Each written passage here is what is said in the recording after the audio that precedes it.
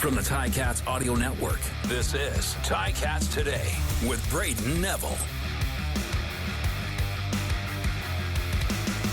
Hello and welcome to another episode of Ticats Today on this Tuesday, June the 27th, 2023. And joining me on today's episode is Ticats receiver Kiondré Smith. Kiondré, how are you doing so far on this bye week? Taking the bye week to really relax, enjoy the city a little bit, take some time to myself, clear the air, but I'm enjoying it and kind of just getting excited to get back to business as usual. So you're in Hamilton for the bye week? Yep, I'll be staying here, exploring the city a little bit, learning. Now, what do you like to do on your spare time, on your downtime? Kind of just look up some of the trails around the city, go get food, find out where good food is, because for me, food's a really big thing. So I'm trying to find all the good food spots around Hamilton, and yeah, kind of just learn the city, get acquainted. That's the goal. It's a nice city to explore, lots of trails. I wanted to get into a little bit with you, just your career in football. And I wanted to start off with your father. I was wondering, do you remember much of his time in the CFL? I remember a lot of it in spurts, right? Obviously there's not great detail of every day, but I remember growing up in the locker room, being around him all the time. I remember going to games. I remember going to games at actually Ivor Wynn before we had Tim Hortons Field over at Ivor Wynn, that hostile environment.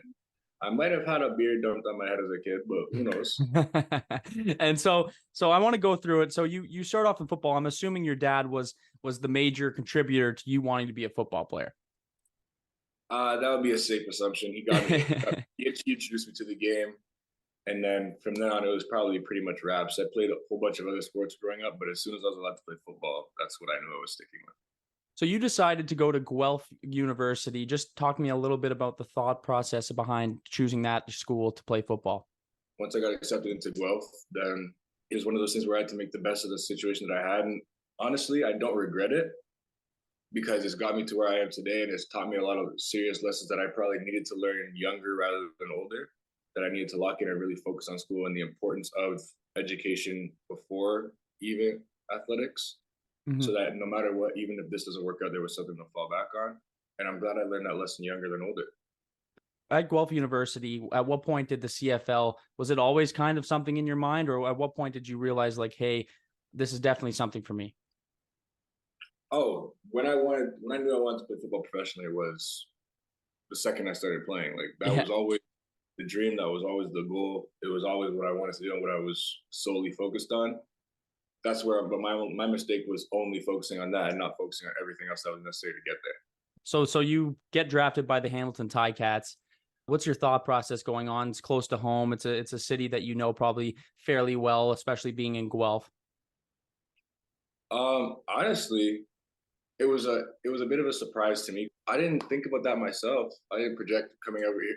I didn't really picture it. I was thinking about a lot of options. Somehow Hamilton kind of slid under the radar for options because I grew up in a Toronto Argonauts locker room. Mm-hmm.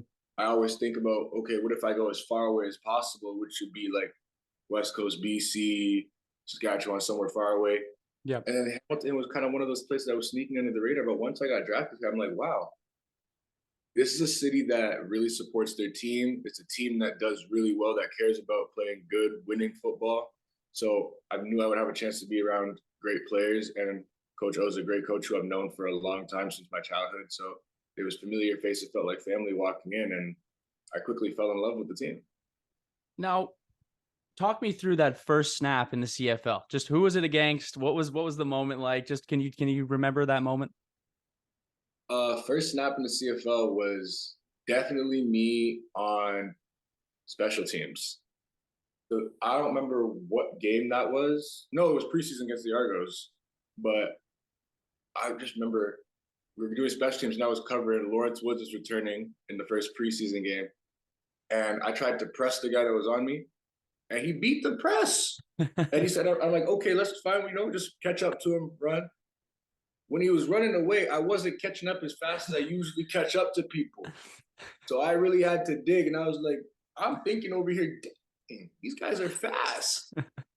I did eventually catch up, make the block, but that was for when I realized, everyone here is a prime athlete right now. So you Mhm. can't sleep. You can't be lackadaisical and with your technique. You got to really lock in. So it was a quick shock, but it was one that got you acclimated really quickly to the speed of the game and the speed of the players around you.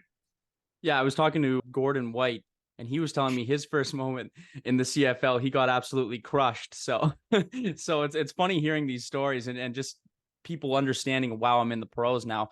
I have another question for you. Whenever you're getting ready for a game, you're about to go out onto the field. What kind of music are you listening to? Who are you listening to? Who are those artists that just get you fired up?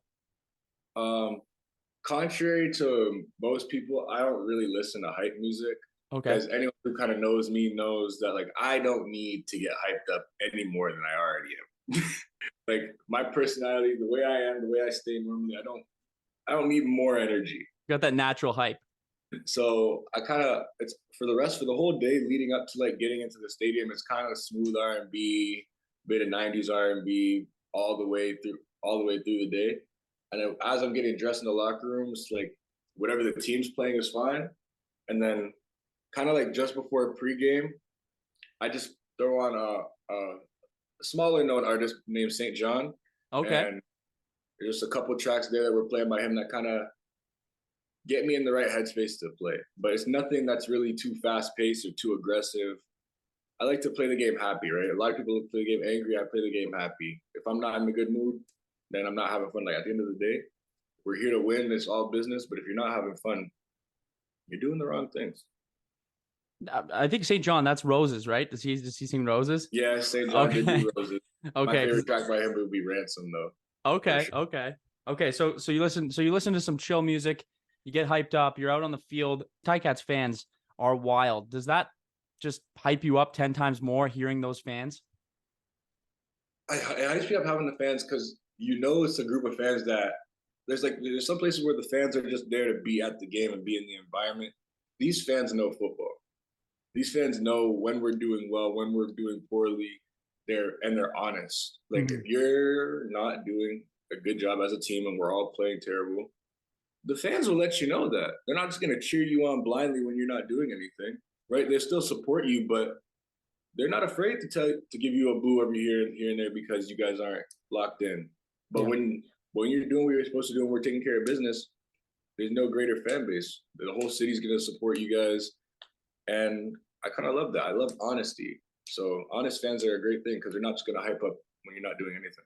Yeah, they're a passionate fan base, and you really can feel that energy no matter what's going on in the game. I'm going to talk about what's going on this season. Obviously, not the start the team is looking for. What do you think this team needs to do coming out of the bye week to get some wins on the board? Honestly, we just got to stay together. There's not any magical serum. There's nothing brand new that we don't know. We know why we've lost games. We know what's contributed to that, and it's just fixing the simple mistakes and staying together. So when your team stays together and you guys bond the right ways, and then you guys all learn each other, it's quick to turn around. So I'm not worried per se. I think we just got to get our ducks in a row and focus up. It's not too much of a big deal. No, for sure. And it's so early in the season, especially in the CFL season where you can see teams turn it around very quickly. And I have a lot of faith in this team. I know a lot of fans do as well. Kiondré, I want to thank you for coming on the show today. And it's always a pleasure to talk to you. And I look forward to seeing you back at Tim Hortons Field. Thank you for having me. I appreciate it every time. Big thanks again to Kiondré Smith for being on the show today. Always a pleasure chatting with him. Before I go, a quick reminder that Ticats season ticket holders can get those priority Grey Cup tickets right now. And if you don't have season tickets and are waiting to get yourself some Grey Cup tickets, they will be on sale to the general public on July 1st. So make sure to keep an eye out for that. Tickets sell out fast, and rightfully so, because it will be a party in Hamilton when the 110th Grey Cup makes its way to Tim Hortons Field. That's all the time for me today. Thank you for listening, and we will see you next time.